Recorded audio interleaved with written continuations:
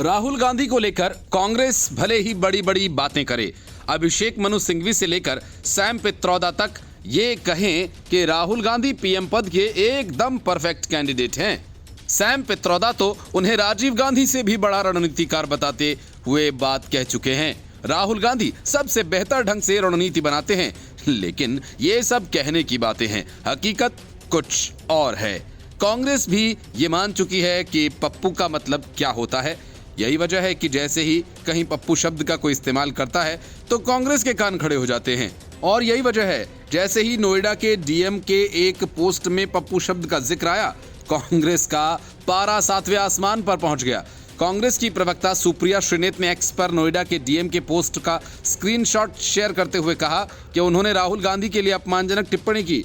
जैसे ही विवाद बढ़ा तो डीएम मनीष वर्मा ने स्पष्टीकरण देते हुए कहा कि उनकी आईडी का दुरुपयोग किया गया, लेकिन अब कांग्रेस इस मामले को तूल देते हुए डीएम के खिलाफ कार्रवाई किए जाने की मांग कर रही है।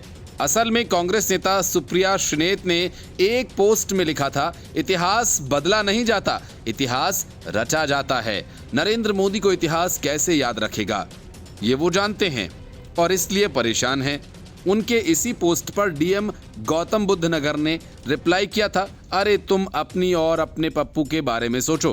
कांग्रेस महासचिव जयराम रमेश ने एक्स पर पोस्ट कर कहा, उत्तर प्रदेश के गौतम बुद्ध नगर जिले के डीएम के एक सैंडल से लोकसभा में नेता प्रतिपक्ष पर बिल्कुल अनुचित और अस्वीकार्य टिप्पणी पोस्ट की गई। ये कोई नया घटनाक्रम नहीं है। पिछले 10 वर्षों में भारत की नौकरशाही और अन्य गैर राजनीतिक अधिकारियों का राजनीतिकरण बढ़ता गया। सिविल सेवा, जिसे सरदार पटेल ने कभी भारत का स्टील फ्रेम कहा था, अब उसे दबाने और निकम्मा बनाने का भरपूर प्रयास किया जा रहा है। इस तरह के मामले उसी प्रयास का ताजा उदाहरण हैं। इस अधिकारी के खिलाफ तत्काल कार्रवाई की जानी चाहिए, जिसने बेशर्मी से सभी नियमों और मानदंडों का उल्लंघन किया। कांग्रेस नेता सुप्रिया श्रीनेत ने इस पर कहा कि ये डीएम नोएडा हैं, पूरे जिले की जिम्मेदारी है। देश के नेता विपक्ष राहुल गांधी के बारे में इनकी भाषा और विचार जरूर देखे जाएं। साफ है कि प्रशासनिक अमले में संघियों की भरमार है और अब वो संवैधानिक पद पर बैठे नफरत फैला रहे हैं।